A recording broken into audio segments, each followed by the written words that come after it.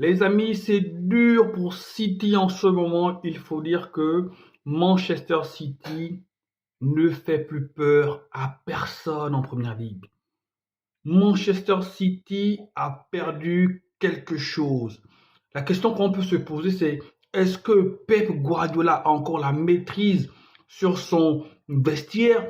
Est-ce que Pep Guardiola est encore l'homme de la situation? Et ça sonne un peu bizarre quand moi je me pose cette question, quand je dis est-ce que Pep Guardiola est encore l'homme de la situation? Dans ma tête, ça sonne un peu bizarre. Parce que lorsqu'on connaît le standing de l'homme, lorsqu'on connaît la science footballistique, la science technique et tactique de l'homme, on a du mal à concevoir que du jour au lendemain, Manchester City soit devenu cette équipe moribonde qu'on voit là. On a du mal à concevoir que du jour au lendemain, Manchester City soit devenu une équipe quelconque de Première Ligue. On a du mal à concevoir que du jour au lendemain, une équipe qui dominait de la tête et des épaules la Première Ligue l'année passée, une équipe qui était à deux doigts où on passe de faire un doublé en Ligue des Champions, soit en l'espace de quelques mois devenue cette espèce d'équipe qui ne fait plus peur à personne.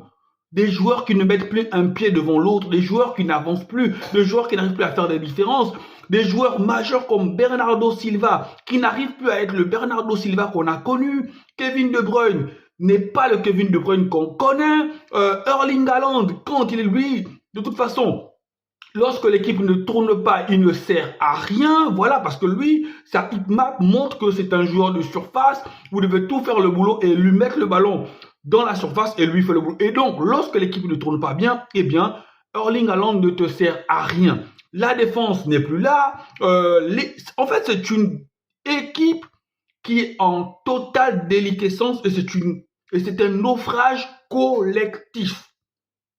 Il n'y a pas un joueur que tu peux sortir de l'eau. Peut-être un peu Garviol, parce que Garviol, il nous a mis des buts. Donc, peut-être Garviol, mais en fait, c'est un naufrage collectif.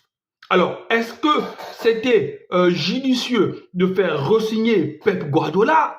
On n'en sait rien. Mais une fois de plus, je comprends les dirigeants de Manchester City parce que tu as pris avec Pep Guardiola, tu as gagné 6 Ligues des Champions, peut-être on ne sait pas en combien d'années. C'était historique pour le club. Tu as amené le club à un niveau où ils ont pris leur première Ligue des Champions avec toi. Donc c'est normal que on te fasse confiance. Est-ce que la sortie de crise ne serait pas, peut-être que oui, Pep Guardiola, je pense que Pep Guardiola est l'homme de la situation, mais est-ce qu'il ne serait pas judicieux maintenant de renouveler l'effectif? Parce qu'on est arrivé, je pense, avec des joueurs où on a fait le tour, les joueurs qui sont arrivés en fin de cycle. Parce que même si Kevin De Bruyne est Kevin De Bruyne, n'oubliez pas son âge.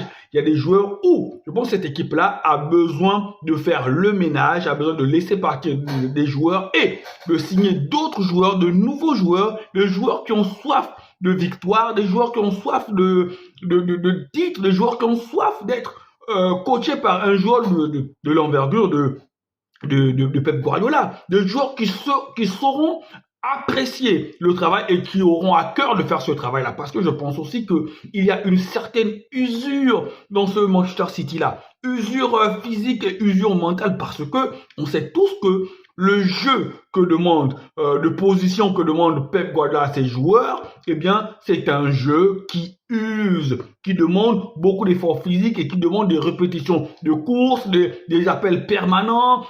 Voilà. Est-ce que les joueurs ont encore l'envie de faire ces courses-là? Voilà.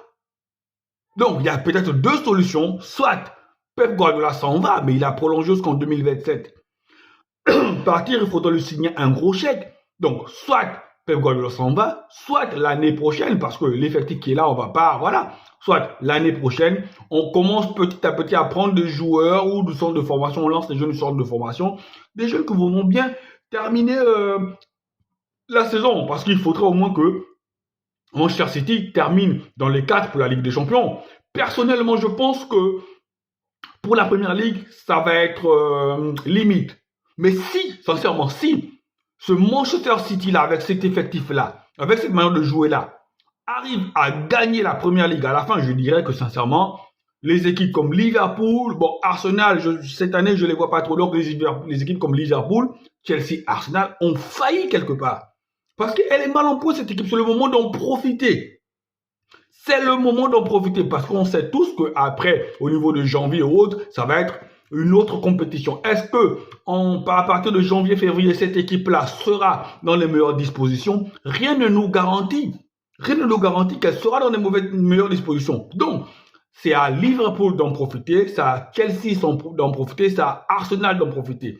Parce que si ce Manchester City-là, je le répète, avec toutes les galères qu'elle a connues, arrive à gagner la Première Ligue à la fin, eh bien là, sincèrement, je dirais que aussi bien la Première Ligue est le meilleur championnat du monde, mais ça va être une faute professionnelle de la part de Liverpool, Arsenal et Chelsea. Allez les amis, portez-vous bien et n'oubliez pas, si vous êtes nouveau et vous tombez par hasard sur notre vidéo, n'oubliez pas de vous abonner. Allez, ciao, ciao.